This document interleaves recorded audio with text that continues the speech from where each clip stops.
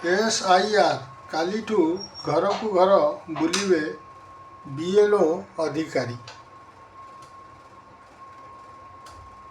ଓଡ଼ିଶା ସମେତ 16ଟି ରାଜ୍ୟରେ SIR ଆସନ୍ତାକାଲିଠାରୁ ଆରମ୍ଭ ହେବ। ଓଡ଼ିଶାରେ ମେ 30ରୁ SIR ଆରମ୍ଭ ହେବ।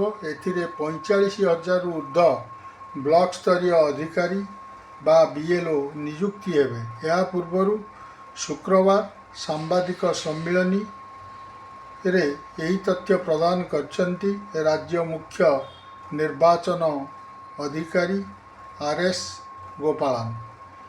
SIR ପ୍ରକ୍ରିୟାରେ ତାଲିମପ୍ରାପ୍ତ 45,225 BLO ନିଯୁକ୍ତି ହେବେ। ଲୋକମାନେ ତାଙ୍କର ଭୋଟର ତାଲିକା ସଂଶୋଧନ କରିପାରିବେ କିମ୍ବା ନିଜେ ଫର୍ମ ନେଇ ପୂରଣ କରିପାରିବେ। ମେ 30ରୁ 28 ଜୁନ୍ ଯାଏ BLO ମାନେ ଘରକୁ ଘର ବୁଲିବେ। 3 କୋଟିରୁ ଅଧିକ ଭୋଟରଙ୍କ ମ୍ୟାପିଂ ସରିଛି। 17% ଲଜିକାଲ ଏରର ବାହାରିଛି।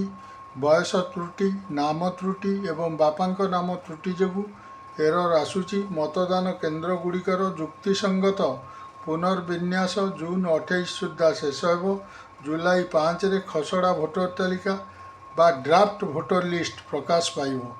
ଯାହାର ଆପତ୍ତି ଅଭିଯୋଗ ଥିବ ସେମାନେ ଜୁଲାଇ 5ରୁ ଅଗଷ୍ଟ 4 ମଧ୍ୟରେ କରିପାରିବେ। ଜୁଲାଇ 5ରୁ ସେପ୍ଟେମ୍ବର 2 ତାରିଖ ଯାଏ ଅଭିଯୋଗ ଉପରେ ନିଷ୍ପତ୍ତି ହେବ। ସେପ୍ଟେମ୍ବର 6 ତାରିଖରେ ଅନ୍ତିମ ଭୋଟର ତାଲିକା ପ୍ରକାଶ ପାଇବ।